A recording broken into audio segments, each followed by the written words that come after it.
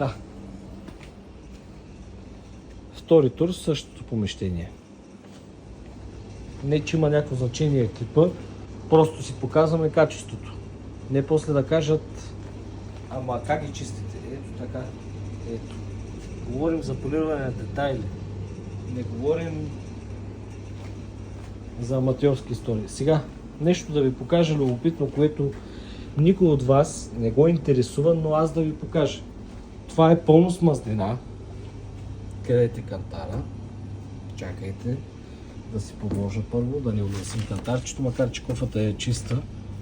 Сега, тук има близо 7 кг мазнина. Ето ги. Сега, много хора казват, гледките били отвратителни. Това са натуралните неща. Няма какво да се крие и така нататък. Става въпрос, че от този детайл, този и още два такива, сме извадили 7 кг от кофата приблизително, плюс тук. Над 10-12 литра мазнина. Затова, когато ви казвам на някой, поне един път в годината трябва да се чисти. Поне един път в годината трябва да се чисти. Няма как да стане. Тя не е чистена 15 години, ще се видим някой път. Няма какво се гледаме.